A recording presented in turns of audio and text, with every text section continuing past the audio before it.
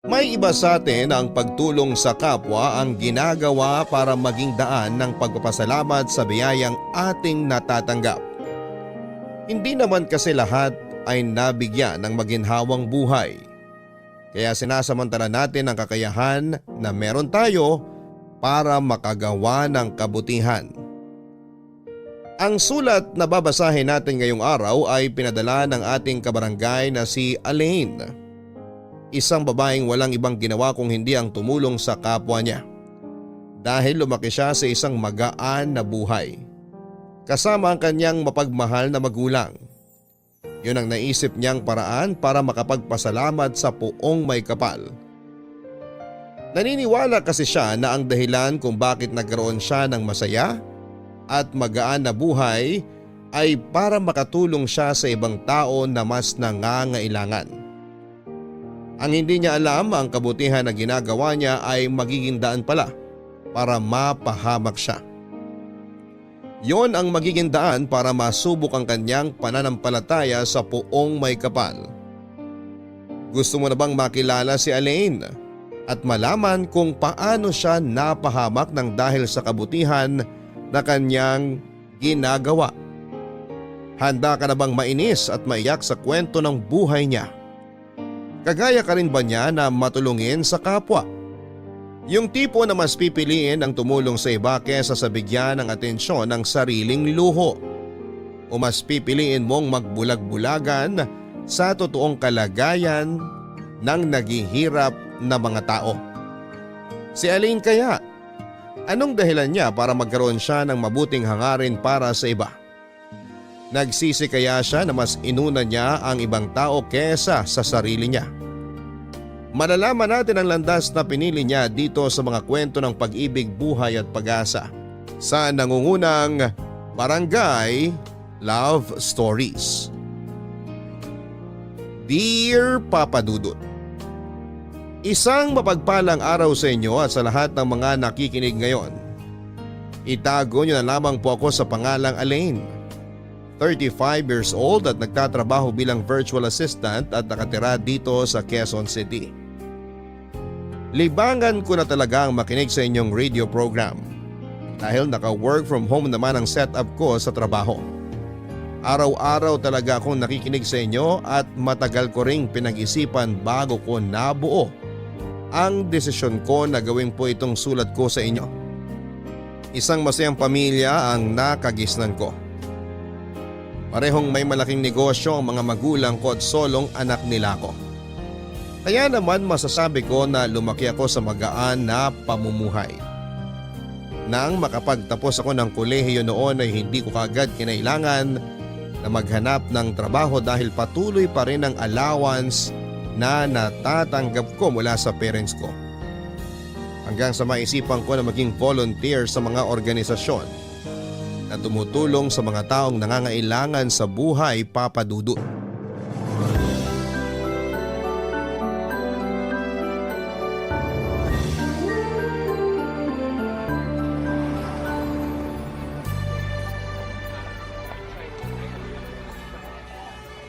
Ano pa bang kulang dito sa lamesa? Ay! Yung mga nakapack pala na school supplies dapat nandito na rin. Saan ba nakalagay yun? Ayun! Nakita ko na yung malaking plastic! Dapat nilagay na rin to ng organizer kanina para matuwa yung mga bata pag nakita nila to. Hi miss, tulungan na kita. O sige, kasi baka dumating na rin yung mga bata galing sa bahay ampunan. Eto isa pang plastic, ilagay mo banda dyan sa lamesa yung mga laman. Okay, ako na lang maglalagay dito. Sigurado ako na matutuwa kaagad yung mga bata pag nakita nilang puno ng mga gamit tong lamesa. Oo nga, malapit ng pasukan kaya may excite sila sa mga to. Ayan, tapos na rin tayo. Ang ganda na lalong tingnan nitong lamesa. Thank you sa pagtulong sa akin ha. You're welcome. Wala na rin naman akong ginagawa sa loob. Matagal ka na rin bang tumutulong sa mga madre kapag may ganitong charity event sa lugar na to? Hindi masyado. Pero yung parents at ate ko, madalas dito kapag may ganitong event. Kaya pala parang hindi ka pamilyar sa akin. I'm Elaine nga pala. Ako naman si Alfred. Alam mo, nakakatuwa naman yung mga parents at ate mo. Pati na rin ikaw kasi buong pamilya talaga kayong pumupunta para tumulong sa mga ganitong charity event. Mahilig kasi talagang tumulong ang parents ko sa mga batang nasa ampunan. Mahilig din sila sa mga bata. Lalo na't wala pa silang apo sa amin ng ate ko. Naalala ko tuloy parents ko. Hinahanapan na rin ako ng apo. Ang totoo, matagal ko na rin gustong tumulong sa parents ko. Lalo na pagdating sa mga ganitong charity event. Naging busy lang ako sa pagmamasteral ko sa college. Pero ngayon na graduate na ako, medyo dadalas na pagsama ko sa kanila sa mga ganitong lakad. Ikaw, madalas ka ba dito? Oo, marami kasi akong libreng oras kaya dito ko talaga binibigay para naman hindi masayang. Kasama mo rin ba ang parents mo? Hindi, pero supportive naman sila sa mga ginagawa ko. Minsan nga nagluluto pa yung mommy ko ng mga pagkain na dadaling ko dito eh. Hindi lang siya nakakasama sa akin dito kasi may trabaho sila ni daddy. Nakakatawa rin palang parents mo. Sigurado ako na sa kanila ka nagmana. Yan din ang palagi kong naririnig. Nung dalaga at binata pa raw kasi silang dalawa, madalas din silang pumunta sa mga ganitong charity event. Baka nga magkakilala na rin mga parents natin eh. Alam mo, siguro nga. Kasi nakwento rin sa akin ni na mami na dati pa nila ginagawa to. Kahit nung hindi pa sila mag-asawa ni daddy. Malalaman natin yan kapag nakwento ko na kayo sa parents ko. Ay, pasok na muna tayo sa loob kasi baka may kailangan pa tayong gawin doon. Okay, tara. Papadudod sa pagtulong sa mga batang nakatira sa bahay ampunan ang pinaka-paborito kong ginagawa bilang volunteer. Marami kasi ako mga kwentong naririnig mula sa iba't ibang bata. Mga kwento ng buhay nila na madalas na nagpapaiyak sa akin. At sa isang charity para sa bahay ampunan ko na rin nakilala si Alfred. Matangkad siya, matipuno ang pangangatawan. Mukhang edukado at mabait na tao. Nalaman ko na nakaugalian na rin ng pamilya nila ang tumulong sa mga bata. At pati na rin sa mga pamilyang nasa lanta ng bagyo. Meron siyang sariling sasakyan at ganoon din ang ate niya na pinakilala niya rin sa akin ng araw na yon. Mabait din ang parents niya nang makilala ko sila, Papa Dudut. Sa paraan ng pakikipag-usap nila sa akin ay ramdam ko na galing din sila sa isang maayos at may kayang pamilya. Nakakatuwa lang malaman na may mga kagaya talaga nila na naging hobby na ang pagtulong sa kapwa. Kaya naman madalas ko nang nakikita at nakakasama si Alfred sa mga charity event na pinupuntahan ko, Papa Dudut.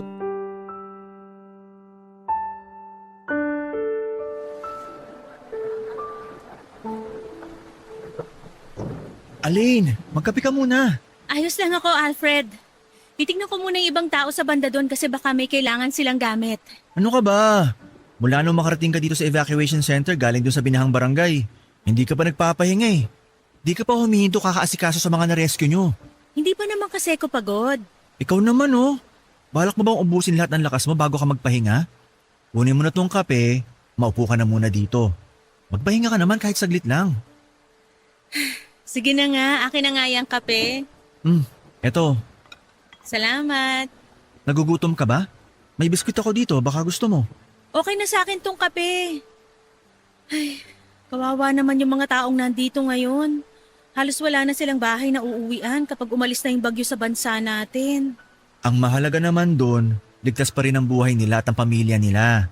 Pero hindi naman lahat na iligtas natin. May isang batang babae na hindi nakaalis sa bahay niya na malapit sa ilog.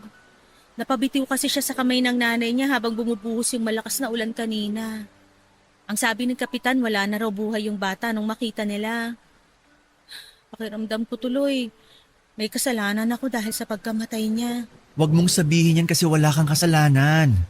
Nagulat na nga lang ako kanina nang malaman ko na sumama ka pala sa mga rescuer na pumunta dun sa barangay na halos lamunin na ng baha. Ang sabi pa na nakausap kong rescuer, munti ka na rin daw matangay ng malakas na agos ng baha dahil sa pagligtas mo dun sa isang batang lalaki. Nakita ko kasi siya na mag-isa lang habang nakakapit sa may mataas na gate kaya pinilit ko kagad na makalapit sa kanya. Mabuti na lang at pareho kaming hindi tinangay ng malakas na agos ng tubig. Hindi kayo pinabayaan ng Diyos. Lalo ka na kasi alam niya na may mabuti kang puso. Handa mong ilagay sa panganib ang buhay mo para lang makapagligtas ka ng buhay ng ibang tao. Sa totoo lang, Aline, minsan nagtataka na ako sa'yo eh. Yung dedication mo na makatulong sa iba, to the highest level eh. Masarap naman kasi talagang tumulong, di ba? Hindi naman kasi lahat kagaya natin na nakakaranas ng maginhawang buhay. Naiintindihan ko yun, pero minsan kasi parang ang lalim na ng dahilan mo kung bakit ginagawa mo lahat ng to. Alam mo, ang galing mo ring bumasa ng tao, no? Pero tama ka. Siguro nga may ibang dahilan talaga ako kung bakit ko ginagawa to. Hindi ko lang maamin sa sarili ko ang tungkol sa bagay na yon. Anong ibig mong sabihin? Ang totoo, Alfred, ampon lang ako ng parents ko. Ha? Talaga? Oo, pero kahit kailan hindi ako nagkaroon ng hinanakit tungkol sa bagay na yon. Palagi pa nga ako nagpapasalamat sa Diyos kasi binigyan niya ako ng adoptive parents na kagaya nila mommy at daddy. Kung hindi dahil sa kanila, baka matagal na akong wala sa mundo na to. At parte ng pasasalamat ko tong ginagawa kong pagtulong ngayon sa ibang tao. Papadudot, adopted child talaga ako ng mga magulang ko. Nasa high school ako nang ipagtapat nila ang bagay na yon sa akin. Ang sabi nila ay baby pa lamang daw ako nang may nakakita raw sa akin sa basurahan at dinala ko sa isang social welfare. Isang buwan na ako noon sa social welfare na pumunta ang mga magulang ko doon para mag-inquire tungkol sa pag-aampon ng bata. At nang malaman nila ang tungkol sa akin ay ginawa nila ang lahat para maging qualified bilang adoptive parents ko. Naging qualified naman sila at mabilis na naproseso ang pag-aampon sa akin. Wala kasing kakayahang magkaanak si daddy, kaya nag-decide na lamang silang mag-ampon. At pakiramdam daw nila pareho na ako raw talaga ang binigay ng Diyos para maging anak nila. Kahit kailan ay hindi ako nakaramdam ng hinanakit sa mga kinilala kong magulang, Papadudot. Wala kasi akong ibang naramdaman mula sa kanila kung hindi ang purong pagmamahal lamang. Kaya sa kabila ng ginawa sa akin ng tunay na mga magulang ko na pagtatapon sa may basurahan ay malaki pa rin ang pasasalamat ko dahil binigyan ako ng Diyos ng pagkakataon na mabuhay at makasama ang mga adoptive parents ko. At mas lalo ko pa silang minahal mula nang malaman ko ang tungkol sa pagiging ampun ko, Papadudot. Papadudot, siguro nga ay hindi ako sinuwerte dahil nagkaroon ako ng tunay na nanay na wala namang pagmamahal para sa akin nang iwan niya ako sa basurahan. Pero maswerte pa rin ako kasi napunta ako sa adoptive parents ko na buong puso akong minahal na parang tunay nilang anak. At yon ang nagtulak sa akin para maging matulungin sa ibang tao. Gusto ko na ibalik ang lahat ng biyayang ibinibigay sa akin ng Diyos noon sa pamamagitan ng pagtulong sa mga tao at paggawa ng kabutihan sa kapwa. Dahil alam ko na hindi lahat ay maswerteng nabigyan ng magaan na buhay ng kagaya ng sa akin. Papadudot, habang tumatagal ay mas nagiging malapit din kami ni Alfred sa isa't isa. Madalas kasi talaga kaming nagkakasama at masaya ako kapag kasama ko siya. Kaya nga naikwento ko na rin sa kanya ang tungkol sa pagiging adopted child ko at ang dahilan kung bakit passion ko na ang tumulong sa mga taong nangangailangan.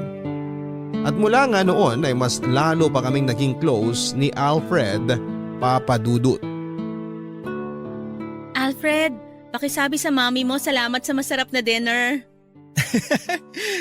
Makakarating sa kanya. Sobrang dami kong nakain, grabe. Sobrang sarap niya kasing magluto eh. Sinarapan niya talaga para marami kang makain. Ang payat mo raw kasi. Ewan ko ba dito sa katawan ko? Malakas naman akong kumain pero never talaga akong tumaba. Mabilis siguro metabolism mo kaya mabilis matunaw kinakain mo kaya ka payat. Siguro nga tama ka. Bababa na pala ako ng kotse mo. Gusto mo bang magkape muna sa bahay bago ka umuwi? Hindi na. Baka kasi tulog na rin ang parents mo tapos baka makaistorbo pa ako. Okay, sige. Salamat uli sa dinner at paghatid sa akin ha. Ingat ka pa uwi, Alfred.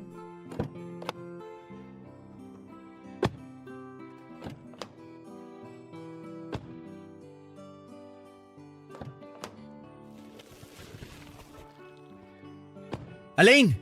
O bakit? Akala ko hindi ka napapasok sa loob ng bahay para magkape. Oo nga pero may nakalimutan na pala akong ibigay. Ano yon? Eto. Flowers tsaka chocolate. Thank you. Pero para saan to? Wala lang. Gusto lang kitang bigyan. Okay. Thank you uli. Sige ha, pasok na ako sa loob. Ingat ka sa pagdadrive mo, Alfred. Elaine, sandali lang ulit. Ano na naman, Alfred? May gusto sana akong sabihin sa'yo. Ano yun? Sabihin mo na yan kasi parang maiihi ka na dyan sa kaba mo eh. Ano ba to? Bakit ba ako natutorpe? Ang totoo, Elaine, ano kasi, Gusto mong manligaw sa akin? oo! Ang ibig ko sabihin, teka, paano mo nalaman yung gusto kong sabihin? Sobrang obvious mo na kasi. Sobrang torpe mo nga lang. Sorry hindi ko kasi talaga alam kung paano ko sasabihin sa'yo. Hindi naman talaga ako torpe. Talaga? Oo, sa'yo lang ako na torpe ng ganito. Pero ayun nga, okay lang naman kung manligaw ako sa'yo, di ba? Oo naman, syempre. Talaga? Ayos! Uy, baka ayos ka naman dyan. Parang sinagot na kita. Sorry, natuwa lang ako kasi pumayag ka naman ligaw ako sa'yo. Bakit naman ako di papayag? Wala naman akong boyfriend. Basta galingan mo sa panliligaw ha. Gusto ko na hindi lang ako yung nililigawan mo kundi pati na rin parents ko. Oo naman! Gagawin ko lahat para makuha ang tiwala ng parents mo at ng pagmamahal mo. Promise yan! Sus, gawin mo, wag puro salita. O sige, pasok na ako sa bahay namin kasi gusto ko na rin magpahinga. Salamat uli sa paghatid sa akin. Bye, Alfred!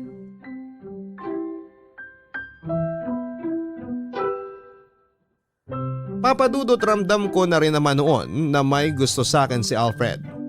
Yung mga simpleng gesture na ipinapakita niya kapag magkasama kami, pagsama niya sa akin sa iba't ibang charity event at yung madalas na pagtatawagan naming dalawa. Palagi niyang sinisigurado na nakauwi na ako ng ligtas sa bahay namin at makakatulog ako ng maayos pagkatapos ng nakakapagod na araw. Ang totoo ay gusto ko na rin siya noon at inihintay ko na lang siya na magtapat ng espesyal na nararamdaman niya sa akin. Ayoko naman kasi na mauna akong magparamdam sa kanya o kaya ay magsabi ng feelings ko. Kaya naman kinilig talaga ako nang sabihin niya na gusto niya akong ligawan. At kahit sinusubukan kong pigilan ang kilig na yon ay naramdaman ko na nahalata niya rin ako. Hindi rin nagtagal ay sinagot ko na nga siya at naging boyfriend. Nang malaman ng parents niya na may relasyon na kami ay natuwa sila at sinabi nilang bagay daw talaga kami ni Alfred sa isa't isa, Papadudut. Ay, nakauwi rin. Grabe, nakakapagod mag-grocery. Grabe din kasi yung traffic kaya napatagal yung biyahe natin pa uwi. Akala ko nga makakauwi kagad tayo pero inabot pa tayo ng 1 oras na dapat 30 minutes lang na biyahe. Ilalabas ko na pala itong mga pinamili nating school supplies para maihiwalay ko dito sa ginrocery natin. O sige, ako naman na mag-aayos sa mga pinamili nating pagkain na i-repack natin mamaya. Nakakatuwa naman, ang dami nitong mga binili nating school supplies. Sigurado na marami na namang mga bata ang matutuwa dito. Pero sigurado rin ako na ikaw ang pinakamatutuwa sa lahat pag nakita mo na yung ngiti ng mga batang pupuntahan natin.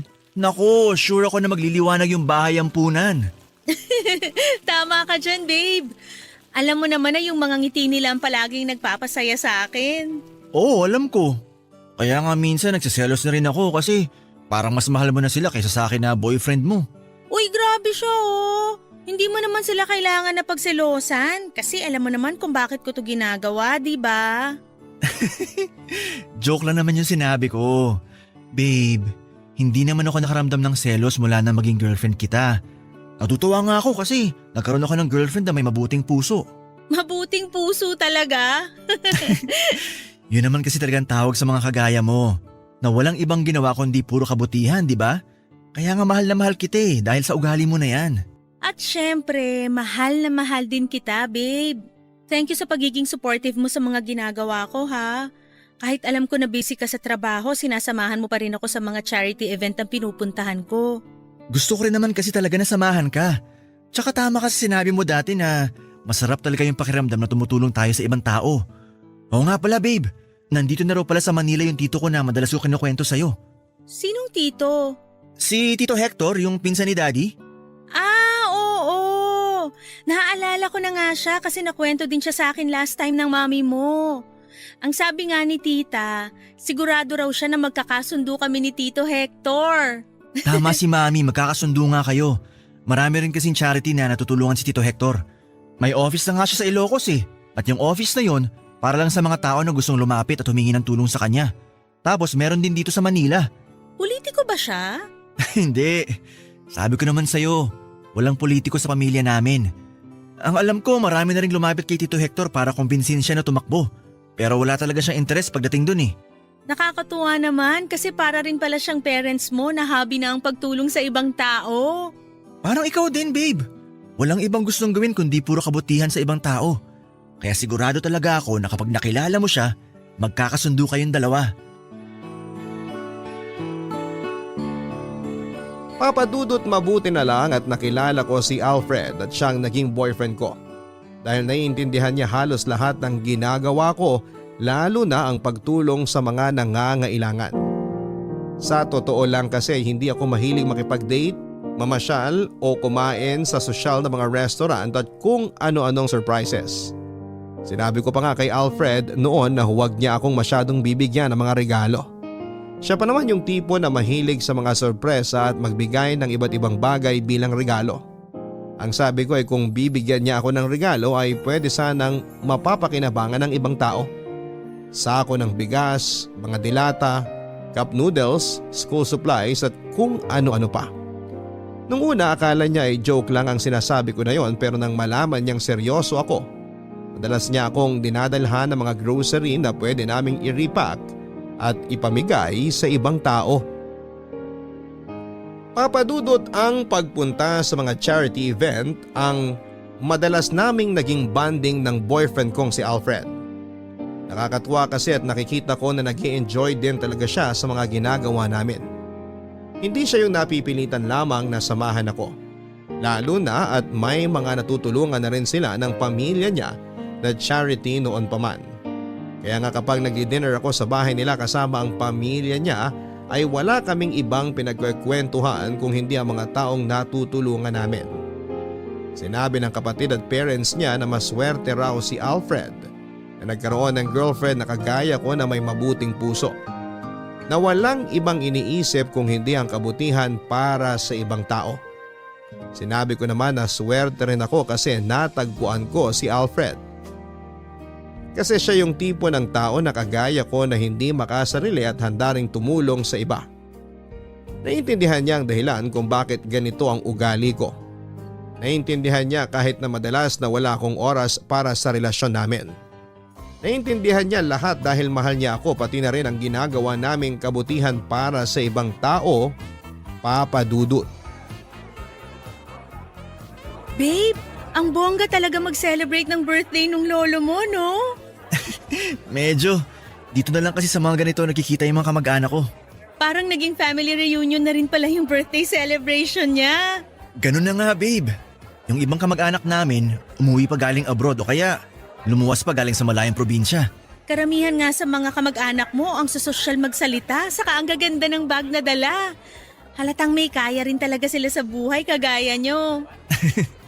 Madiskarte lang din talaga sila kagaya ng parents ko.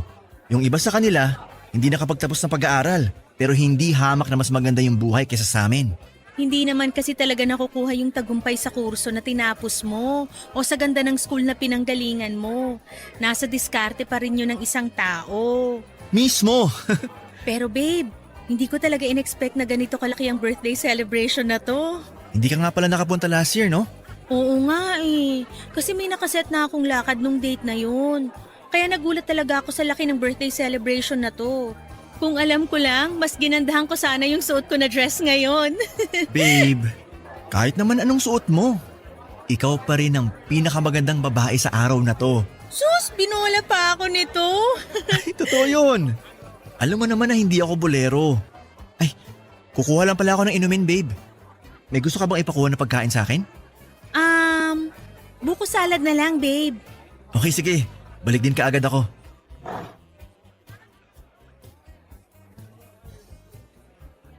Grabe, ang Ang dami talagang tao sa party na to. Teka, nasan pala yung panyo ko? Ay, nahulog siguro sa may ilalim ng lamesa. Tingnan ko nga. Eto, sabi na nandito eh. Mabuti na lang hindi masyadong nadumihan. Ay, makatayo na nga. Ay, hala! Ano ba yan? Sorry po! Muntik nang matapon tong baso ng juice na hawak ko. Naku, pasensya na po. Hindi ko kagad kayo napansin kasi sinilip ko po yung ilalim ng lamesa. Ayos lang, Iha. Hindi naman natapon ng juice na laman nitong baso. Ano bang ginagawa mo sa ilalim ng lamesa? Nalaglag po kasi dun yung panyo ko. Kinuha ko lang po. Ah, ganun ba? Teka, parang pamilyar ka. Babe, eto na yung buko salad mo. Alfred? Uy, Tito Hector! Kayo po pala yan. Kailan pa po kayo nakaluwas dito sa Manila? Kagabi lang. Kasi pinilit ko talaga makarating dito sa birthday ng lolo mo. At baka magtampo pa siya sa akin kung hindi ako luluwas. Nako, paniguradong yun po talaga ang mangyayari. Alam niyo naman po matampuhin yun si Lolo. Ay, Tito, si Alain nga po pala. Girlfriend ko. Alain, siya si Tito Hector. Yung madalas kong kinukwento sa'yo. Nice to meet you po, Tito. Nice to meet you din. Ngayon alam ko na kung bakit pamilyar ang mukha mo. Dahil matagal na kitang nakikita sa Facebook nitong pamangking kong si Alfred. At tama ako, mas maganda ka nga sa personal. Magaling talagang pumili itong pamangking ko. Siyempre naman, Tito. Kanino pa ba ako magmamana? Eh di sa inyo lang ni Daddy. Papadudot halos 2 taon na ang relasyon namin ni Alfred nang makilala ko ng personal si Tito Hector.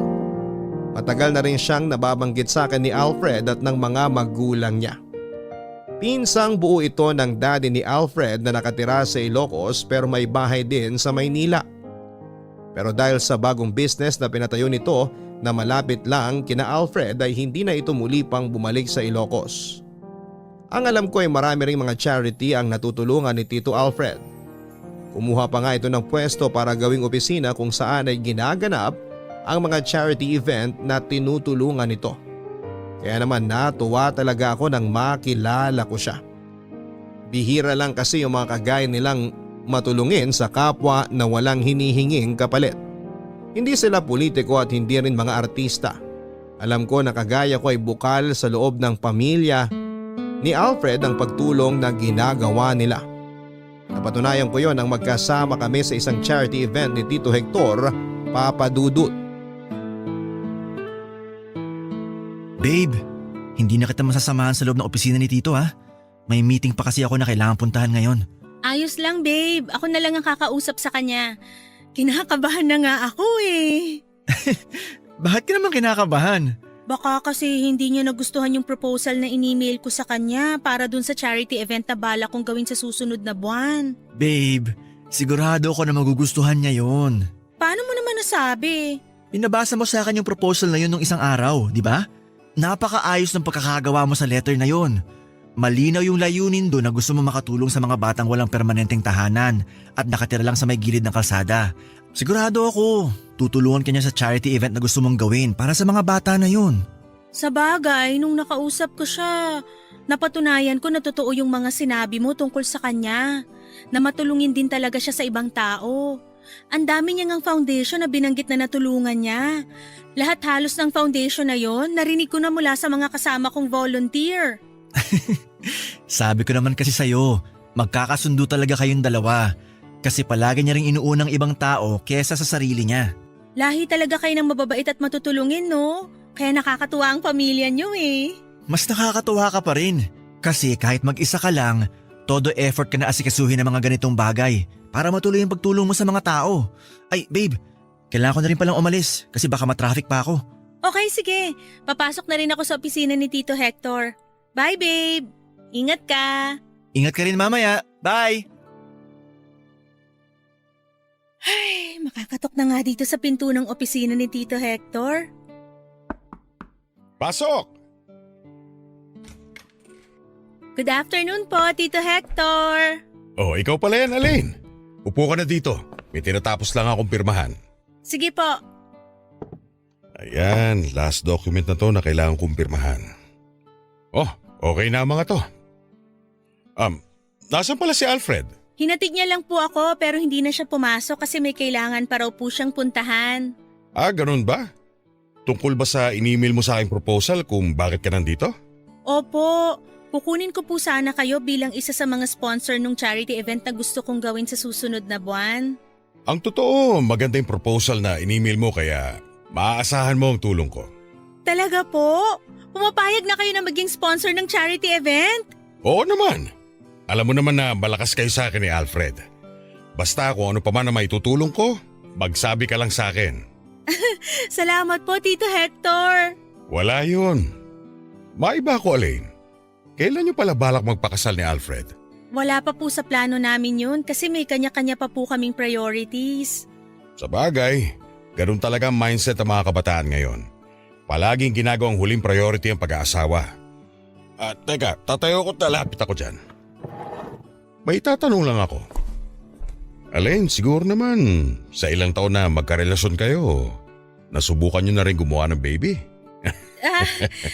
Ano pong ibig niyong sabihin? Alam mo na yon, Elaine. Para namang inosente ka pa pagdating sa bagay na yon. Sigurado ako na madalas kayo maglambingan ni Alfred. Ano? Magaling ding bang mangromansa sa kama ang pamangking ko? Mabuti pa po umalis na ako kasi may ibang lakad pa rin po ako ngayon. Sandali lang, nag-uusap pa tayo eh. Aray! Tito Hector, nasasaktan po ako!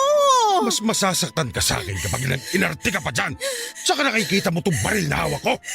Isang pagpupumiglas mo pa, pasasabugin ko yung bungo mo. Kaya sumunod ka na lang sa lahat ng ipapagawa ko sa'yo.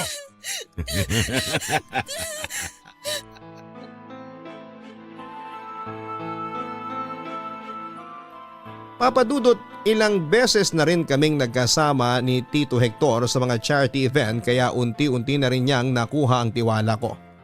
Lalo na magkwento siya sa akin ang tungkol sa buhay niya. Biyudo na pala siya at hindi nabigyan ng kahit na isang anak bago mamatay ang kanyang asawa dahil sa sakit. Yun ang dahilan kung bakit gusto niya rin talaga na tumulong sa ibang tao lalo na sa mga bata. Ayaw niya raw kasi na mag-isa siya sa bahay niya dahil mas nararamdaman niya ang lungkot. At pangarap din talaga nilang mag-asawa noon na magkaroon ng kahit na isang anak na hindi na naibigay pa sa kanila. Kaya nang mawala ito ay itinoon na lamang niya sa pagtulong sa ibang tao ang oras niya. Pero hindi ako makapaniwala na sa kabila ng madrama niyang kwento ay nagtatago ang isang mukha ng demonyo. Papa Dudut. Nang simulan niya akong molestahin ay pinilit ko talagang manlaban para ipagtanggol ang sarili ko. Kaya lang ay masyado siyang malakas at natakot na rin talaga ako nang maglabas siya ng baril. At yun ang unang pagkakataon na makakita ako ng baril sa malapitan. Tapos ay nakatutok pa sa mismong sentido ko. Kaya wala na akong nagawa kung hindi ang hayaan si Tito Hector na maisakatuparan ang kahalayan niya sa katawan ko, Papa Dudut. Papa Dudut, pagkatapos akong halayin ni Tito Hector ay gusto kong magsumbong noon pero hindi ko magawa dahil natakot ako. Natakot ako hindi lang para sa buhay ko kung hindi para sa buhay ng mga magulang ko. Sinabi niya na may hawak daw siyang sindikato na pwedeng pumatay sa mga magulang ko pati na rin sa pamilya ni Alfred. Ayoko sanang maniwala sa mga sinasabi niya pero ayoko ring malagay sa panganib ang buhay ng mga taong importante sa akin. Kaya naman kinimkim ko na lamang sa sarili ko ang kahayupan na ginawa niya sa akin. At nagulat na lamang ako ng pagkalipas ng 2 linggo ay nalaman ko na namatay na si Tito Hector dahil sa stroke.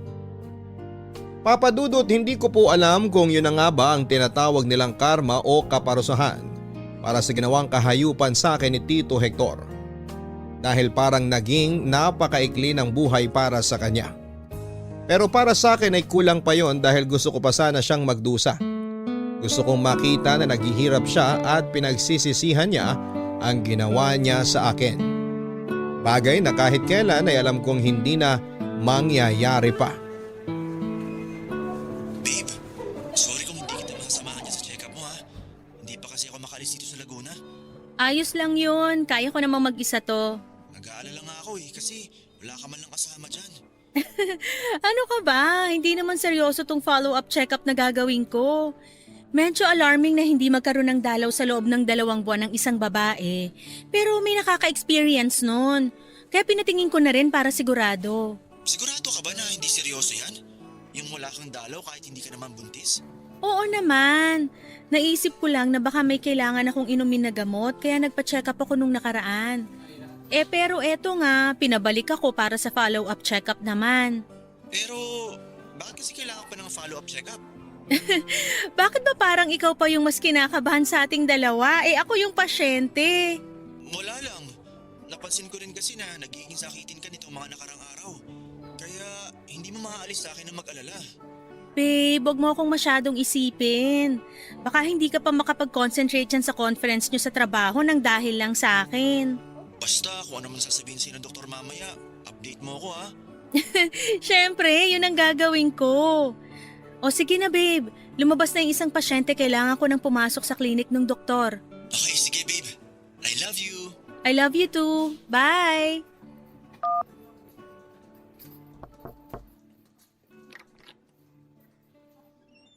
Hi, doktora. Ako po yung next patient. Elaine po ang pangalan ko. Pasok ka at maupo ka dito, Alain. Sige po.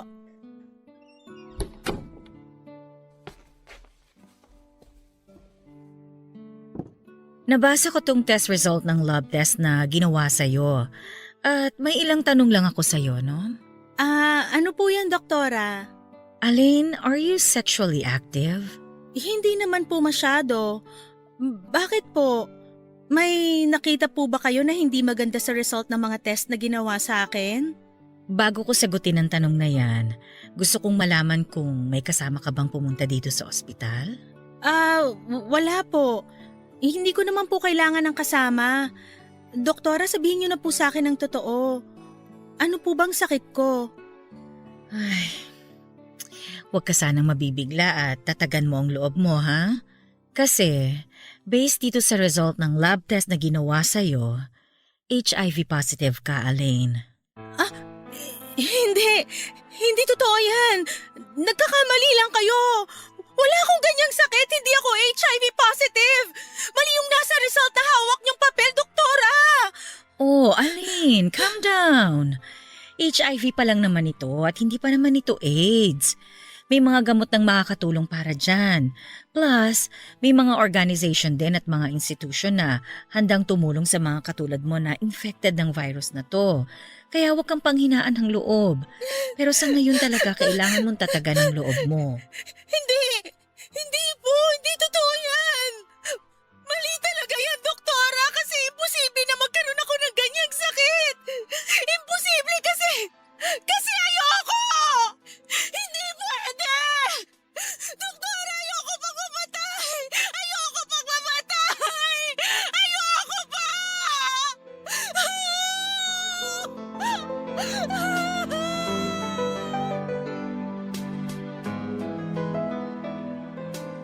Papadudot ni isang beses ay hindi ako pumunta sa burol lalo na sa libing ni Tito Hector.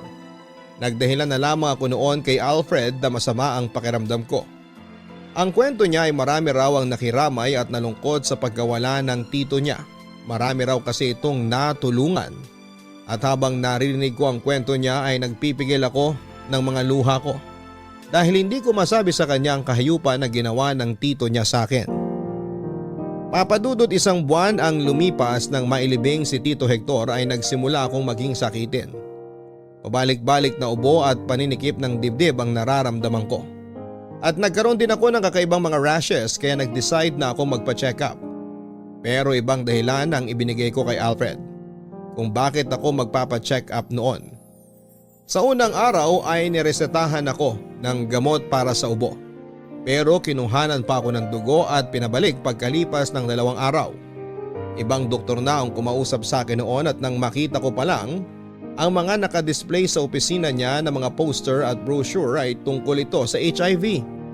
Nanginig na kaagad ang mga tuhod ko sa kaba. Parang gusto ko nang maiyak kaagad kahit na hindi ko pa man naririnig ang sasabihin ng doktor. At nang malaman ko na tama ang hinala ko ay tuluyan ng sumabog ang mga luha ko. At dumoble pa ang pag-iyak ko noon nang maging pareho lang ang resulta na nakuha ko mula sa isa pang ospital na pinagdalhan ng dugo para ipalaboratory test ulit ako, Papa Dudut. Hi babe! Alfred? Anong ginagawa mo dito sa bahay? Ayaw mo kasi na mag-date tayo kaya pinuntahan na lang kita dito. Pero sinabi ko naman kanina sa text na masama ang pakiramdam ko, di ba? Oo nga, pero gusto pa rin kitang puntahan kasi gusto kitang makita. Hindi ka na dapat nag-aksaya pa ng oras na pumunta dito. Hindi pag-aaksaya ng oras na makasama ka, babe. Hindi mo ba ako papapasukin? May dala akong sisig dito na alam kong paborito mo. Lika, pasok ka na. Akin na yung hawak mo na pagkain. Ilalagay ko na sa plato para makain na natin. Ito. Nga pala, babe. Ano palang result ng check-up mo? Hindi mo na kasi ako in-update tungkol dun eh. Hindi naman seryoso kaya hindi ko na sinabi pa sa'yo. Pero anong sabi ng doktor? Kagaya nga ng ine-expect ko, normal lang daw na madelay ng ilang buwan ng menstruation period kahit hindi ako buntis. Niresetahan niya lang ako ng gamot para raw masunod uli yung… Ay! Alfred! Ano ba? Huwag mo nga akong yakapin! Doon ka nga! Uy! Babe, sorry. Namiss lang kasi kita kaya niyakap kita mula sa likuran mo. Nagulat ba kita? Oo, medyo. Pasensya na. Sige na, maupo ka na dyan. Maghahain na ako para makakain na tayo. Babe! Alfred, please! Huwag mo akong hawakan. At kung pwede, lumayo ka muna sa akin ng konti. Alain, may problema ba tayo? Oh, wala! Ano naman magiging problema natin? Hindi ko alam. Pakiramdam ko lang kasi iniiwasan mo ko. Bakit ko naman gagawin yun? Again, hindi ko alam. Pero yun ang nararamdaman at nakikita ko. Alain, 2 buwan nang walang nangyayari sa atin. Wala namang issue sa akin yun, pero napansin ko na ayaw mo na rin magpahalik sa akin. Tapos ngayon, parang diring-diri ka sa tuwing magdidikit ang mga balat nating dalawa. Hindi naman kasi sa ganon. Mali ka sa iniisip mo, Alfred. Ano pala yung tama? Alain, ano ba talagang problema? Bakit hindi mo sabihin sa akin? Iintindihin ko naman kahit ano pa yan eh. Basta wag mo lang akong iwasan. Kasi nahihirapan na rin ako. Di ko alam kung ano ba dapat kong isipin eh. Ano ba nangyayari sa ating dalawa? May HIV ako. Ha? Anong sabi mo? HIV positive ako, Alfred. Yun ang dahilan kung bakit ayokong lumapit ka sa akin. Dahil natatakot ako na baka mahawahan ka ng sakit ko na to. Bago mamatay ang Tito Hector mo, pinagsamantalahan niya ako. Tinakot niya ako na papatayin niya ako. Ang parents ko pati na rin kayo. Kaya hindi na ako nakapagsumbong sa mga pulis. Alfred! Kay Tito Hector! Sa kanya ko nakuha tong sakit na to! Alain, sorry. Sorry kung hindi kita naprotektahan. Sorry kung nagawan ka na masama ni Tito Hector. Wala ka namang kasalanan, Alfred! Pero sa totoo lang, natatakot na ako! Kasi ayoko pang mamatay! Natatakot akong mamatay dahil sa sakit na to! Hindi ka mamamatay, Alain. Pangako, sasamahan kita sa lahat ng oras. Hindi kita iiwan. At tutuparin pa rin natin ang mga pangarap natin. Mahal na mahal kita.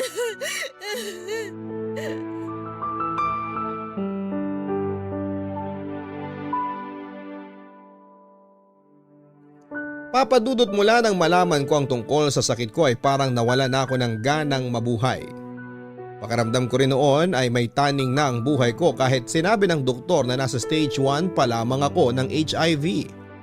Alam naman kasi natin na wala pang kahit na anong lunas ang sakit na ito. At kahit kailan ay hindi ko ito mawawala pa sa katawan ko. Kahit kailan ay hindi na ako gagaling pa mula sa sakit na ito. Papadudot, napakarami kong naging katanungan ng mga panahon na yon. Alam kong mali pero pati na ang plano ng Diyos sa buhay ko ay sinimulan ko ng questionin. Sa ilang taon ng buhay ko ay wala akong ibang ginustong gawin kung hindi ang puro kabutihan sa kapwa. Gusto ko lang makatulong at makapagbigay sa mga nangangailangan. Pero bakit ganito pa ang kailangan na isukli sa akin sa kabila ng mga kabutihang nagawa ko? Bakit sa halip na pagpalain ako ay kaparusahan pa ang natanggap ko mula sa Poong May Kapal? Akala ko, Papa Dudut, kapag nalaman ni Alfred ang tungkol sa sakit ko ay tuluyan na akong mawawala ng dahilan para mabuhay. Dahil pandidirihan at iiwanan na niya ako. Pero hindi yun nangyari dahil nanatili siya sa tabi ko. Kahit sinabi ko sa kanya na gusto ko nang tapusin ang lahat sa amin dahil wala nang patutunguhan ang relasyon namin ay hindi siya pumayag na mangyari yon. Paulit-ulit din siyang humingi ng kapatawaran dahil sa pangmumolestya na ginawa sa akin ng sariling tito niya. Sinisisi niya ang sarili niya dahil sa sakit na nakuha ko mula kay Tito Hector. Pero sinabi ko sa kanya na wala siyang kahit na anong kasalanan.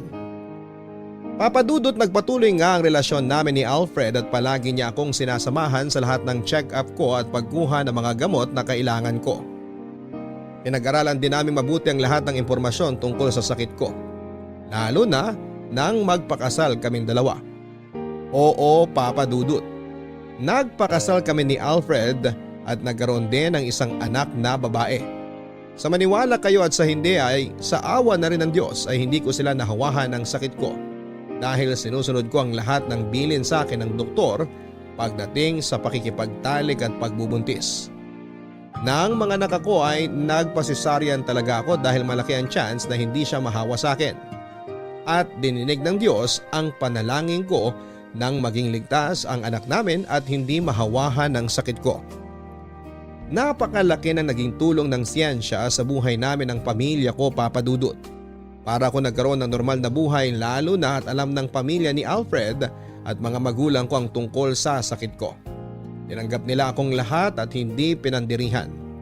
Mas lalo nila akong minahal sa kabila ng sakit na meron ako. Kaya naman masasabi ko rin na naging malaki ang tulong ng Diyos para sa buhay ko na ito. Sa ngayon, Papa Dudut, ay naiintindihan ko na ang lahat ng mga nangyayari sa buhay ko. Hindi naman talaga ako pinarusahan ng Diyos. Nangyari ang lahat ng ito sa buhay ko para mas tumibay ang pananalig ko sa Kanya at para maging tulay pa ako na makatulong sa ibang tao. Dahil ngayon ay isa na rin po akong advocate para sa mga taong HIV positive at may sakit ni AIDS. Pinapakita ko sa kanila na ang pagkakaroon ng ganitong sakit ay hindi dahilan para panghinaan kami ng loob na magpatuloy na mabuhay. Na pwede pa kaming magkaroon ng normal na buhay at palaging may nagmamahal sa amin sa kabila ng karamdaman na meron kami. At kahit kailan ay hindi kami dapat na mawawala ng pananalig sa Poong May Kapal. Maraming salamat po sa pagbasa nitong sulat ko at dito ko na rin po tinatapos. Ang inyong forever kapuso at kabarangay,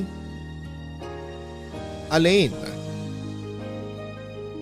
Maraming salamat, Alain, sa pagbibigay mo ng tiwala at pagbabahagi ng iyong kwento ng buhay dito sa aming radio program na Barangay Love Stories. Naniniwala ako na lahat ng taong gumagawa ng kabutihan ay palaging pinagpapala ng Poong May Kapal. Pero hindi ang mabibigat na pagsubok na dumarating sa ating buhay ay hindi kaparusahan ng ibig sabihin. Kagaya ng sinabi mo ay maraming pwedeng maging dahilan ng nangyayari sa buhay natin. Madalas na hindi natin yon naiintindihan dahil sa malalim na kahulugan na nais nitong iparating sa atin. Pero mabuti at naging bukas ang isipan mo at nagawa mong maintindihan ang mensahe na nais iparating sa iyo ng Poong May Kapal. Sa huli, hindi ka pa rin nawala ng pananampalataya sa Kanya at naging daan ka pa para magbigay ng inspirasyon sa mga kagaya mo na may sakit at maiparating sa kanila na marami pa rin ang pwedeng magmahal sa kanila. Alam ko na ikaw ang naging daan para muling manumbalik ang kanilang pananampalataya sa Poong May Kapal. Kaya sana ay patuloy ka na maging matatag at magbigay ng inspirasyon sa maraming tao. Nagawa kasi yata siya ng video na ipapalabas sa mismong kasal namin. Kahit na, no? Nung ako yung na-engage, ikaw yung unang pinagsabihan ko. Sorry. Matching red wine pa nga. Tapos sa ilalim ng popcorn may nakapa akong maliit na box. OMG! Nasa loob talaga ng popcorn yung singsing? Ganon na nga.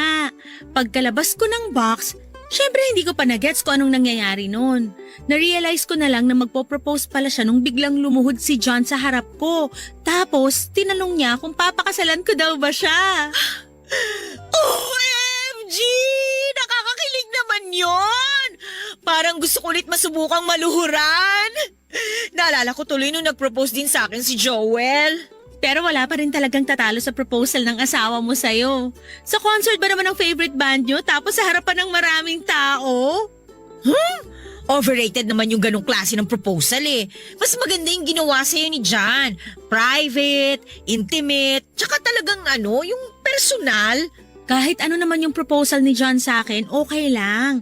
Ang mahalaga, ikakasal na ako! Sa October na lang kasi yun lang yung time na available yung buong pamilya. Alangan namang ikasal kami nang di kasama yung mga biyanan ko, no? Oh, may point naman. Pero hindi ba rainy season ng October? Ayun na nga eh. Dasal-dasal na lang talaga na sana wag umulan sa araw ng kasal ko. So, sino naman ang gagawin mong maid of honor? Tinatanong pa ba yan? Syempre ikaw, wala nang iba. High school pa lang tayo, nag-promise na tayo na magiging maid of honor ng isa't isa, di ba? Pero hindi na pala maid of honor ang tawag sa akin. Matron of honor na pala dapat kasi kasal na ako. Para sa mga unmarried lang yung maid of honor. Matron, maid, same-same lang naman yan. Pareho lang din naman ang job description. Na-excite na tuloy ako. Kailan tayo magpaplano? Actually, nakaredy na yung checklist ko. Send ko sa'yo. Syempre, ang uunahin natin, yung pinakamahirap gawin, yung wedding gown. Magpapa-custom made ka ba? Pinag-iisipan ko pa. Kung kaya ng budget, baka. Pero pag hindi, hahanap na lang tayo ng hawig sa dream wedding gown ko. Ano bang theme ang gusto mo? Gusto ko ng makulay, Sa mga sumunod na buwan ay wala akong ibang ginawa kundi ang magplano para sa wedding namin ni John Papa Dudut. Akala ko noon ay may enjoy ko ang pagpaplano para sa dream wedding ko pero may mga pagkakataong nakaka-stress din palang gawin ito. Bata pa lamang ako ay nakaukit na sa utak ko kung paano ang magiging takbo ng kasal ko. Mula sa isusuot, sa entourage, sa wedding cake, venue, pati sa wedding vow ay planado ko na noong bata pa lamang ako. Ganon ka-importante para sa akin ang wedding day ko, Papa Dudut. Pero hindi pala ganong kadali ang lahat lalo na't kalaban dito ang gastos, oras, pati na rin ang mga maling desisyon. Unang paghahanda pa lamang ay nahirapan na ako kasama si Lilia ay sinuyod po namin ang lahat ng available na bridal boutiques para lamang mahanap ang gusto kong wedding dress. Simple lang naman ang gusto kong isuot, Papa Dudut. Yung sasakto sa fit lang at hindi gaano mahaba at malaki para maayos ako makapaglakad sa aisle. Ang maganda naman sa planning stage ay sa akin ibinigay ni John ang lahat ng desisyon kung paano ang itatakbo ng kasal. Malaki raw ang tiwala niya sa akin kaya naman kahit stress ay mas nangibabaw pa rin ang excitement ko, Papa Dudut. Pastel color ang theme ng wedding namin, Papa Dudut. Lavender ang napili kong kulay na sakto sa paborito kong flower. Pero kahit nasa akin ang bawat desisyon ay hindi naman ako pinabayaan ni John, Papa Dudut. Lagi siyang nakaalalay sa akin at siya ang nagiging takbuhan ko sa tuwing nangangailangan ako ng mga opinyon.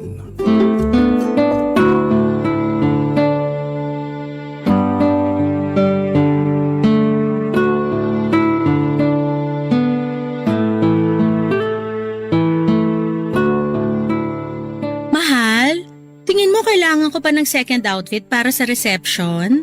Gusto mo ba? Pinag-iisipan ko pa nga eh. Baka kasi masyado nang magastos kapag magpapagawa pa. Garden wedding ang gusto mo? Pag beach kasi parang hassle naman yun.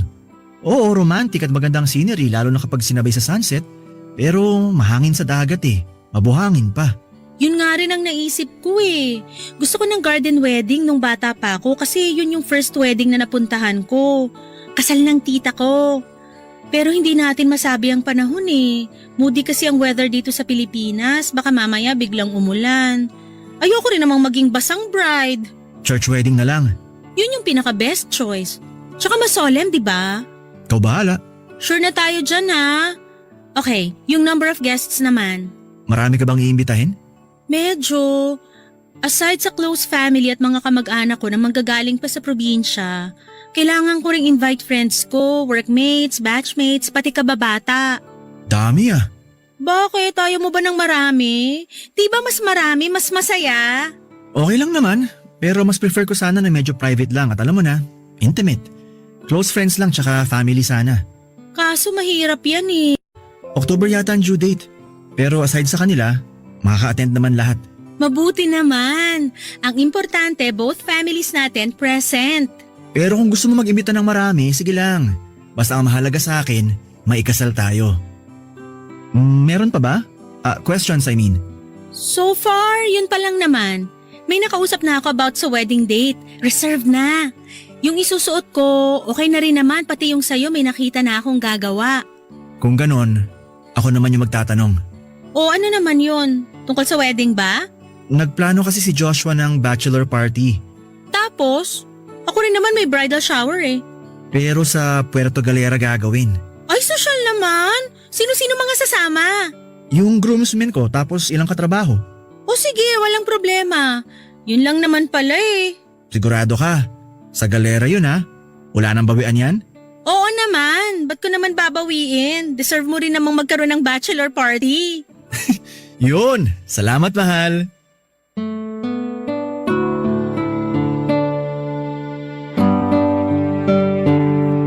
Papadudot mabilis na dumaan ang mga buwan hanggang sa dumating ang linggong pinakahihintay namin ni John. Bago ang kasal ay ginanap ang bachelor party at bridal shower naming dalawa. Kung sa Galera nagpunta sina John at ang mga groomsmen nito, sa isang hotel naman nagbook si Lilia para sa bridal shower ko. Kasama ang mga kapatid, pinsan at ilang kaibigan ay 2 araw naming sinelebrate ang mga huling araw ng pagiging dalaga ko.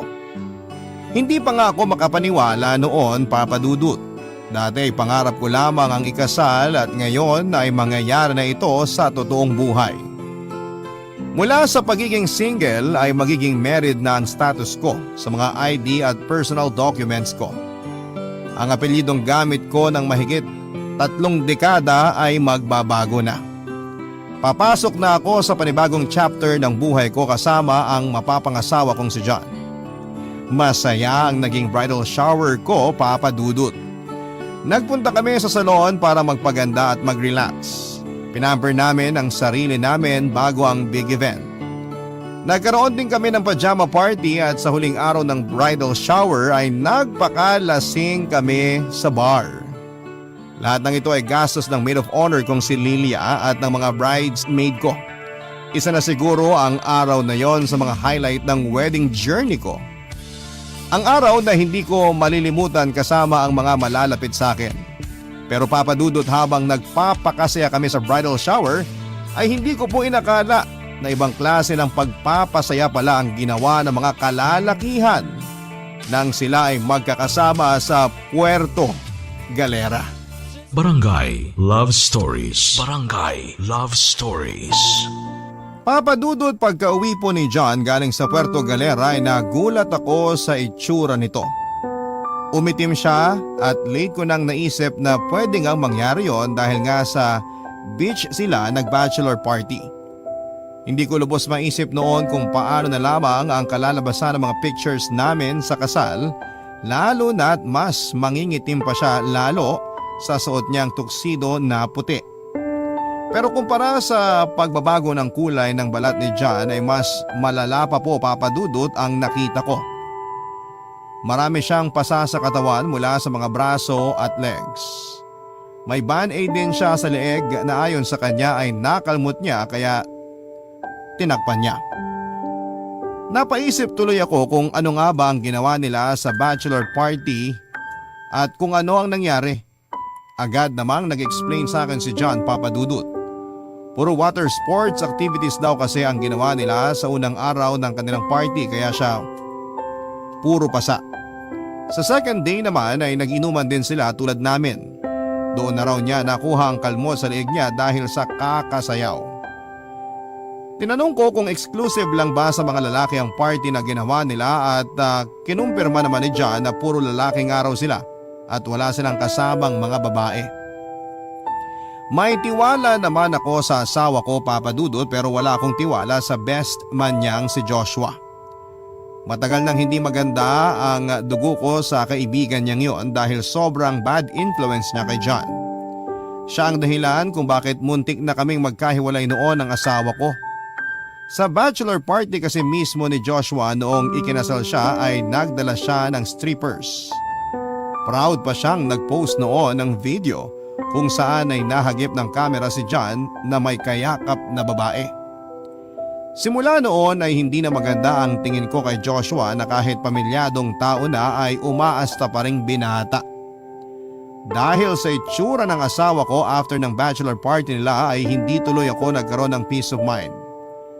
Nabahala ako kung ano nga ba ang mga nangyari sa Puerto Galera na hindi nasasabi sa akin ng asawa ko.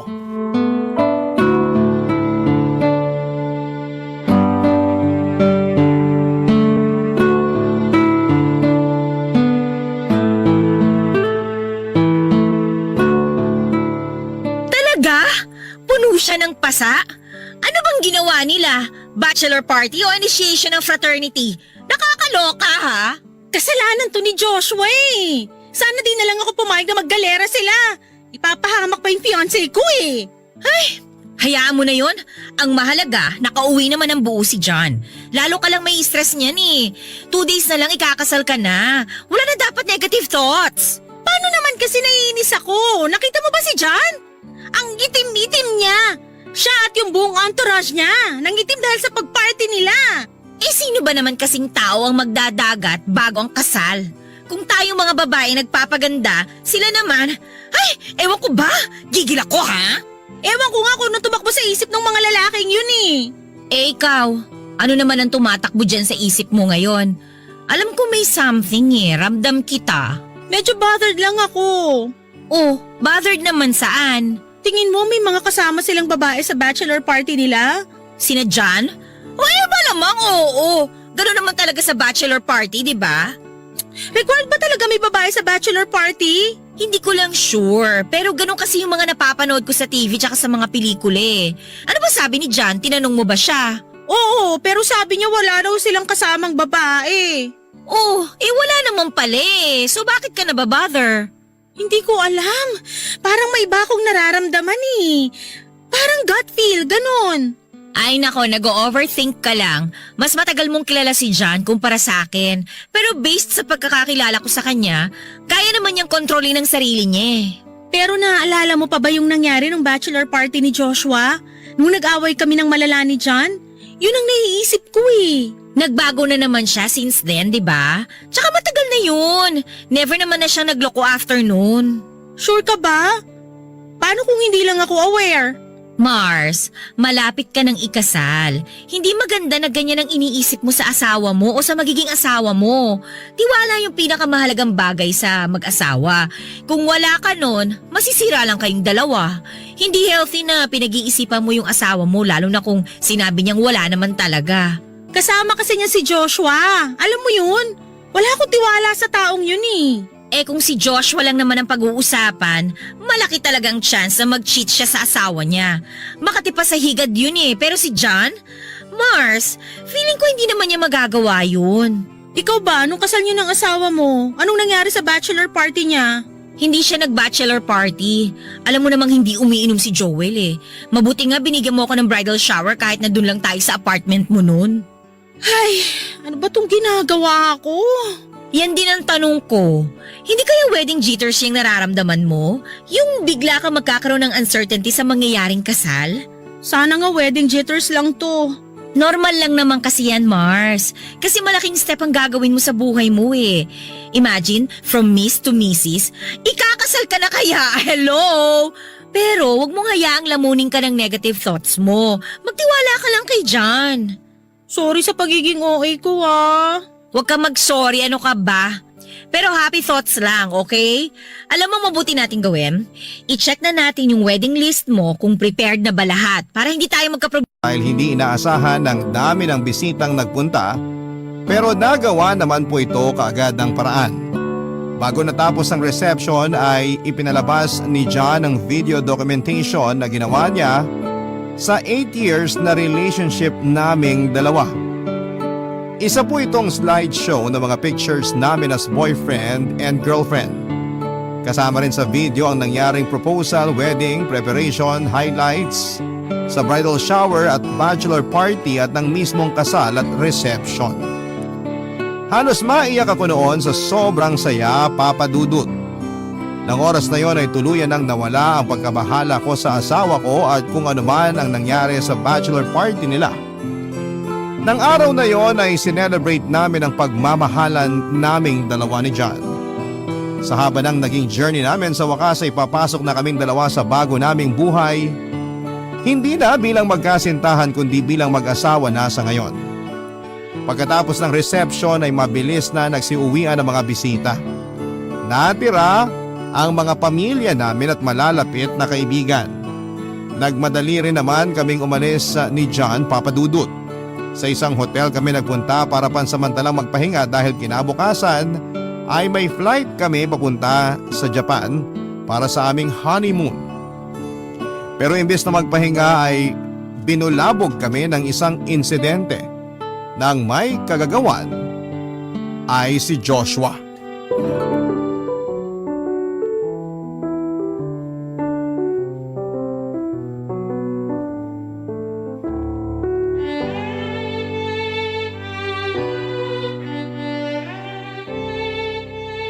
Alam mo, mahal, pagod na yung katawan ko pero hindi pa yung utak ko. Ramdam ko pa rin yung excitement at saya eh. Ang daming tao, no? Muntik pa tayong maubusan ng pagkain. Mabuti na lang may malapit na restaurant at naremedyohan yung pagkain. Sorry, parang kasalanan ko yata kasi naparami yung in-invite ko. Dapat in-expect ko na every person may +1 na kasama. So lumalabas yung estimated number of guests natin, dumoble. Okay lang yun.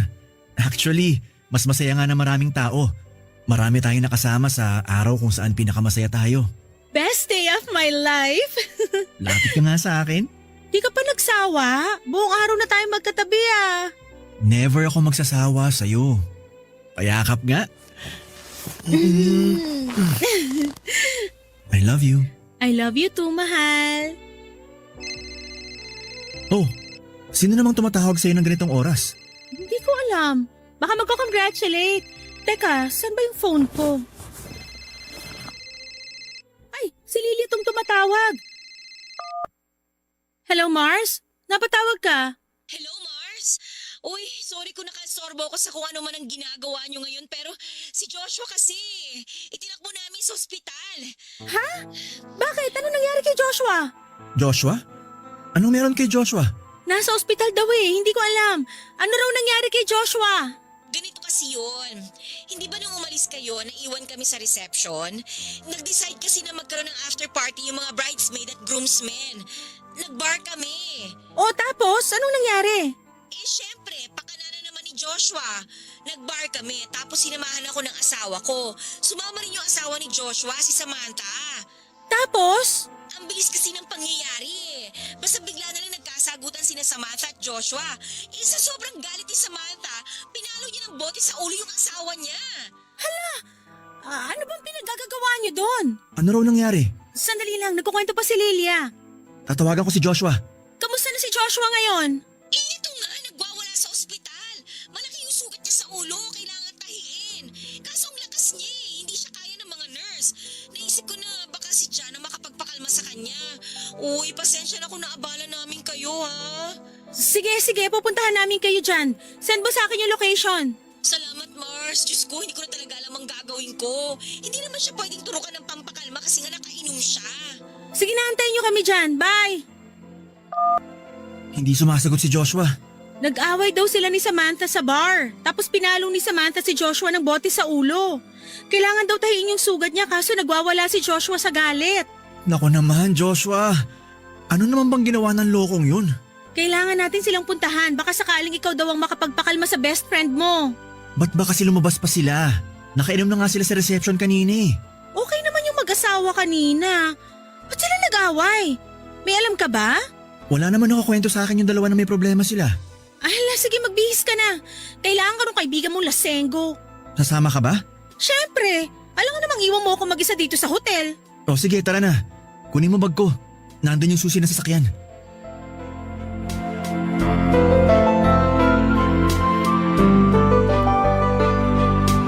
Papadudot pagdating namin sa ospital ay mabilis namang napakalma ni John si Joshua.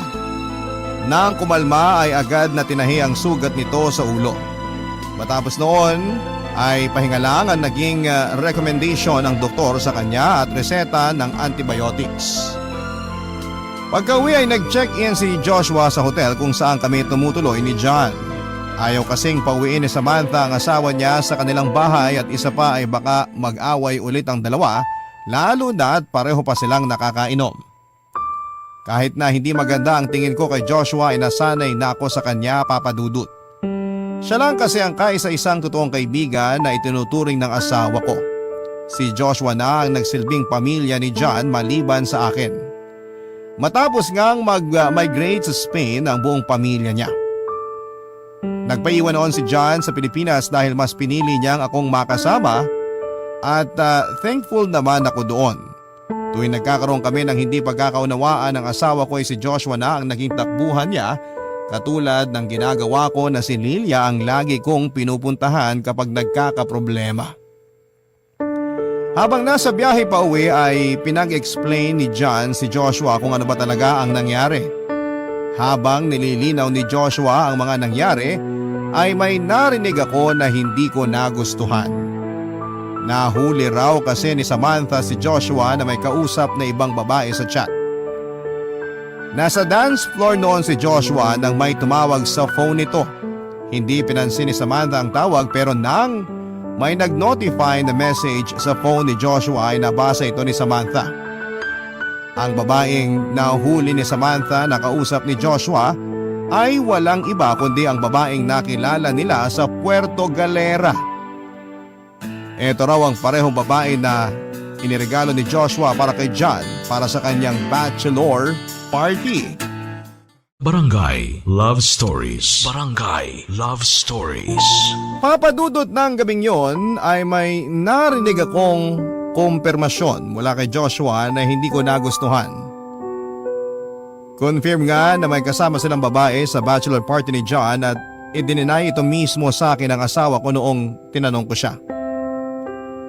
Ganon pa man ay sinantabi ko na lamang muna ang mga narinig ko dahil ayokong masira ang araw na yon para sa aming mag-asawa. Pagka-uwi namin sa hotel ay wala kaming imikan hanggang sa nakatulog na lamang kaming dalawa dahil sa pagod. Kinabukasan ay nagmadali kaming nag-ayos para makahabol sa flight namin papunta sa Japan dahil pareho kaming late nang nagising. Hindi na kami nagkaroon ng chance na pag-usapan ang mga narinig ko kagabi, Papa Dudut.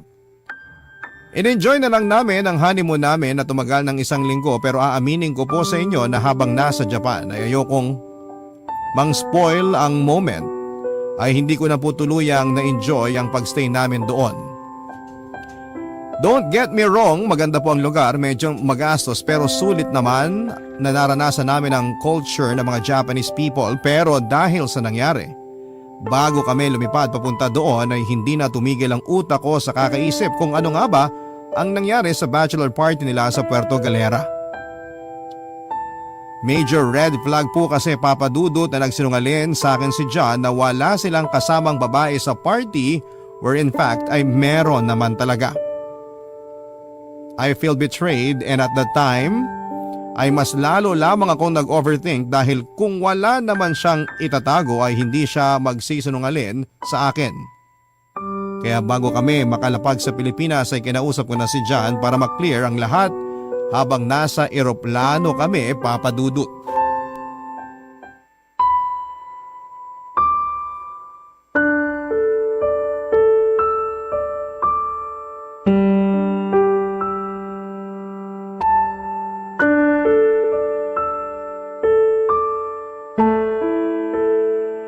Kumusta na kaya yung mag-asawa? Sino? Sina Joshua at Samantha. Wala ka bang balita sa kanila? Hindi ko pa sila nakakausap eh. Nagulat ako sa ginawa ni Samantha ah. Hindi ko na-expect na hahambalusin niya ng bote ng alak yung asawa niya. Gawa na rin siguro ng kalasingan niya. Hindi rin. Grabe lang siguro yung ginawa ni Joshua kaya niya nagawa yun. Hindi magagalit ang misis ng ganun-ganun na lang kung hindi mabigat ang kasalanan ginawa ng mister niya. Hanggang ngayon ba, galit ka pa rin kay Joshua? Hindi naman ako galit sa best friend mo. Sabihin na lang natin na hindi na niya makukuha yung 100% ng tiwala ko. Sa totoo lang, napaka-bad influence niya sa'yo. Hindi na kayo mga binata pero kung umasta siya parang wala siyang asawa. Ayun tuloy ang napala niya. Mabait naman si Joshua. Kilalanin mo lang siya tulad ng pagkakilala ko sa kanya. Lahat naman kasi ng tao may good at bad side eh. Ang problema, puro bad side niyang nakikita ko at ng mga ibang tao. Kasi yun ang pinapakita niya. Hayaan na lang natin sila sa problema nilang mag-asawa. Bahala na silang umayos doon. Labas na tayo sa kung ano man ang problema nilang dalawa. Nang babae ba talaga siya? Ha? Nung tinanong kasi kita kung may kasama ba kayong babae sa bachelor party mo, ang sabi mo, wala. Napaisip tuloy ako kung may tinatago nga kayong dalawa. Nang babae ba si Joshua? Pinoprotektahan mo ba siya? Wala akong pinoprotektahan.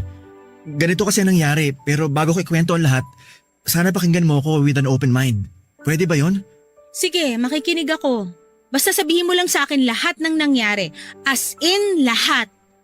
Okay. So nasabi ko naman na puro outdoor activities yung first day.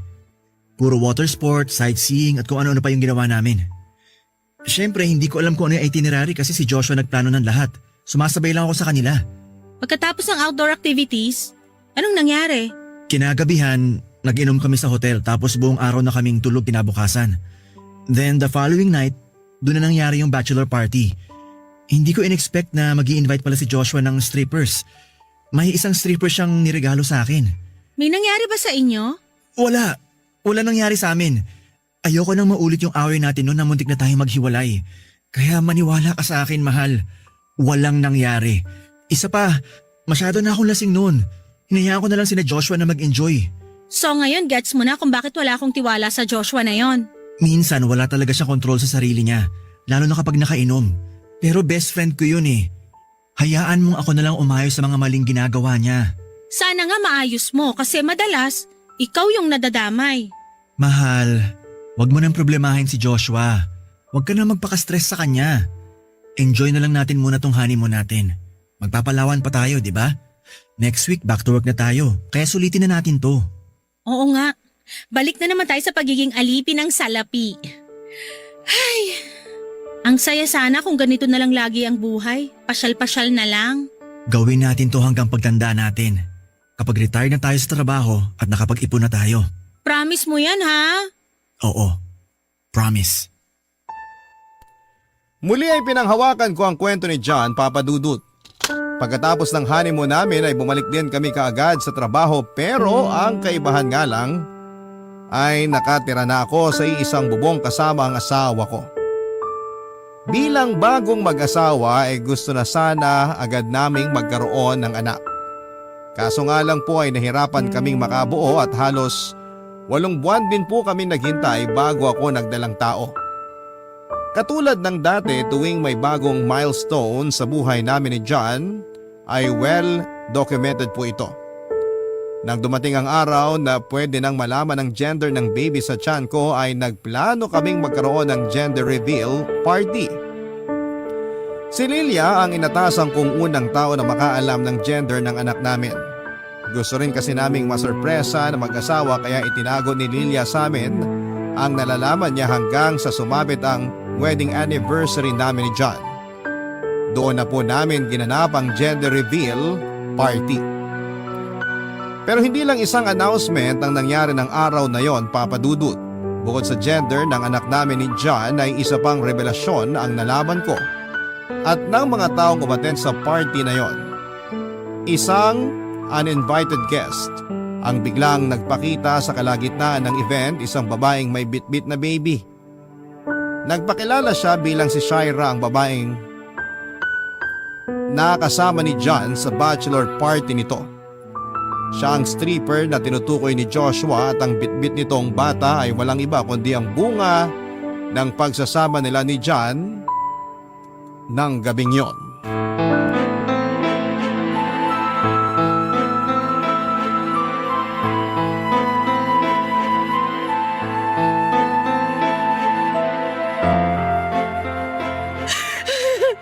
Mars, kalma ka lang, okay? Huwag mong hayaang lamunin ka ng nararamdaman mo ngayon. Anong kumalma? May anak sa ibang babae ang asawa ko. Paano ako kakalma? Nasaan yung babaeng yan? Iharap mo yun sa akin! Wala na, pinaalis na nila. Kinausap na siya ni John para hindi na manggulo. Hindi manggulo! Lilia, tapos na! Ginulo na niya yung buhay ko! Ginulo na niya yung buhay naming mag-asawa! Okay. Naiintindihan ko na galit ka ngayon. Na masama yung loob mo sa mga nalaman mo. May karapatan kang magalit at magwala. Pero ayoko makapagbitaw ka o makagawa ka ng bagay na pagsisisihan mo sa huli. Kaya please Mars, dito ka muna. Huwag ka na munang lumabas, okay? Hayaan mo na si John na mag-explain sa mga bisita. Mahal, magpapaliwanag ako. Umalis ka sa harapan ko! Hayop ka! Umalis ka dito! Walang hiya ka! Mars, kalma lang. Naniwala ako sa'yo, John! Pinaniwalaan ko yung mga sinabi mo pero pinaglololoko mo lang pala ako all this time! Ha? Ginawa mo akong tanga! Please, huminahon ka muna. Hayaan mo ako magpaliwanag. Walang asawang hihinahon lalo na kapag nalaman niyang nakabuntis ng ibang babae ang mister niya! Kaya wag mo ako sasabihan na huminahon dahil nakikita ko pa lang yung pagmumukha mo! Mas lalo lang ako nagliliyab sa galit! Lumayas ka sa harapan ko! Ang kapal na mukha mo! John, hayaan mo na lang muna sigurong lumamig ang ulo niya bago kayo mag-usap ulit. Awin namin mag-asawa to, Lilia. Hayaan mo akong ayusin to. Pero wala kayong maayos kung pareho kayong emotional ngayon. Harleen, please. Lasing ako nun. Hindi ko na alam ang ginagawa ko. Hindi ko na alam kung ano mga nangyari. Siguro nadala na lang din ako. Na-pressure ako ng tropa kaya ako nagawa yun. 2 beses ka nagsinungaling sa akin! Tinanong kita kung may kasama kayong babae sa bachelor party, sabi mo wala! Tinanong kita kung may nangyari ba sa inyo ng babaeng yan, sabi mo wala! Paano ba ako maniniwala sa'yo ngayon? Paano ko mapagkakatiwalaan yung mga lumalabas sa bibig mo? Hindi ko na talaga maalala yung mga nangyari. Maniwala ka sa akin. Anong pinagkaiba niyo ngayon ni Joshua? Na laging sinisisi ang alak sa bawat kasalanang ginagawa niyo? Ano, gano'n na lang lagi? Kesyo laseng, kesyo walang maalala? Tandaan mo, hindi porket nakainom kayo, may karapatan na kayong mag-cheat! Mali ang ginawa ko. Sorry kung hindi ko napigilan ang sarili ko. Sorry talaga, mahal. Hindi ko naman ginusto na mangyari to eh. Alam mo kung ano mas masakit? Yung mas nauna ka pang nagkaanak sa ibang babae kesa sa mismong asawa mo! Sa tingin mo, anong mararamdaman ng anak mo kapag nalaman niyang hindi siya ang panganay mo? Na may anak ka sa labas? Ano sa tingin mo ang mararamdaman niya? Ha? Hindi ko talaga alam na buntis siya. Ngayon ko lang din nalaman. Tsaka isa pa, hindi naman ako sigurado kung ako talaga ang tatay ng batang dala niya eh. Wala na akong pakialam kung anak niyo yun o hindi! The mere fact na nag-cheat ka sa akin days bago tayo ikasal! Hindi kita mapapatawad sa ginawa mong yan, John! Please, ayusin natin to. Hindi ko kaya na mawala kayong dalawa na magiging anak ko. Parang awa mo na, Harleen. I feel so betrayed! Buong-buo ang tiwala na binigay ko sa'yo pero nagawa mong sirain nyo ng ganun-ganun na lang! Nagawa mo yun ang wala man lang pagsisisi! Kung hindi pa nagpakita yung babaeng yun, hindi ko pa malalaman ang totoo! So anong plano mo? Habang buhay mo ako lalokohin? Habang buhay mo itatago sa kanamayan ka sa labas? Anong gusto mong gawin ko para mapatawad mo lang ako? Gagawin ko ang lahat. Umalis ka na sa buhay ko! Huwag kang magpapakita sa akin! Yun ang gawin mo! Harleen, please. Mars, tulungan mo akong magayos ng gamit. Aalis na ako rito. Huwag naman ganito. Huwag mo naman akong iwan. Mahal! John, hayaan mo na muna siya. Masama pa yung loob niya eh. Ako na lang muna ang kakausap sa kanya. Baka sakaling magbago pa ang isip niya. Lilia, please. Kumbinsihin mo siya. Tulungan mo ako. Okay, sige. Susubukan ko. Papadudot pansamantala akong umuwi sa probinsya namin para doon magpalamig ng ulo. Mabuti na lamang at meron akong maternity leave na pwede kong gamitin sa sitwasyon na yon at makalayo mula sa asawa ko. Sinubukan po akong sundan ni John sa probinsya pero hindi ko siya hinarap. Actually hindi ko po alam kung papaano ko po haharapin ang asawa ko. Sobrang nasaktan ako sa mga nangyari. Hanggang ngayon ay hindi ko pa rin matanggap na niloko ako ng taong pinagkatiwalaan at minahal ko. Nang mga panahong yon ay gusto ko na sanang hiwalayan si John. Hindi ko kasi lubos maisip na magagawa niya ang bagay na yon kahit na ilang araw na labang ay ikakasal na kami noon. Lumipas ang ilang linggo ay dumating din ang due date ko, Papa Dudut, isang healthy baby girl ang pinanganak ko via normal delivery. Pinangalanan ko siyang Aliyah. Ito na po kasi ang pangalang dati na naming napagkasunduan ni John. Sa pagdating ni Aliyah sa buhay ko, Papa Dudut, ay bigla kong namiss ang asawa ko. Never kasing dumating sa isipan ko na sasalubungin ko si Aliyah na mag-isa lamang. Ibang-iba ito sa pinapangarap ko. Hindi naglaon ang kagustuhan kong hiwalayan ng asawa ko ay unti-unting nagbago. Hindi ko rin po kasi matiis na lumaki ang anak ko ng walang ama. Mahirap magbigay ng second chance pero kailangan kong gawin ito alang-alang sa anak namin. Hindi si John ang bibigyan ko ng chance kundi bibigyan ko ng chance ang anak namin na magkaroon ng pamilyang buo. Kaya naman ang ginawa ko, Papa Dudut, ay kinausap ko si John at inalam kung ano ang plano niya sa amin at sa anak niya sa labas. Nakausap na niya ang babae, Papa Dudut, at napagkasunduan nilang magbibigay siya ng buwanang sustento sa bata sa isang kondisyon. Never na silang magpapakita kay John o maging sa akin. Bumalik ako sa bahay namin matapos naming magkaayos ni John at sinubukan ulit naming buuin ang relasyon naming nasira para kay Aliyah. Sa ngayon, Papa Dudut, ay masaya akong sabihin sa inyo na bumalik na po kami sa dati. Sa pagdating ng baby namin ay nabigyan kami ng pagkakataong magsimula ulit. Alam kong habang buhay na akong magkakaroon ng doubt sa mga magiging pangako sa akin ng asawa ko pero susubukan kong buuin ulit ang tiwala ko na nawala dahil sa mga nangyari. Dito ko na po tinatapos ang story ko, Papa Dudut. At wish ko na sana ay naging makabuluhan ang kwento ko sa inyo at sa lahat ng mga listeners ninyo.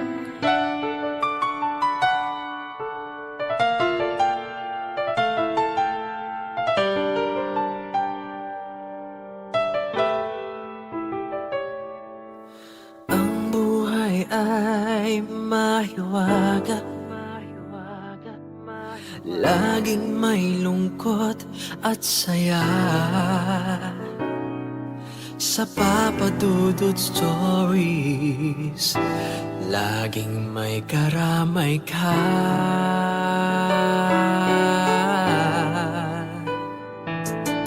Mga problemang kaibigan, dito ay pakikinggan ka. Sa Papa Dudut Stories, kami ay iyong kasama.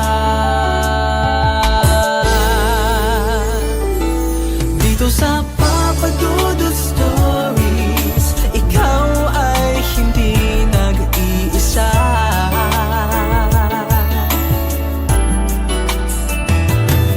Sa Papa Dudut Stories, may nagmamahal sa'yo. Papa Dudut Stories, Papa Dudut Stories,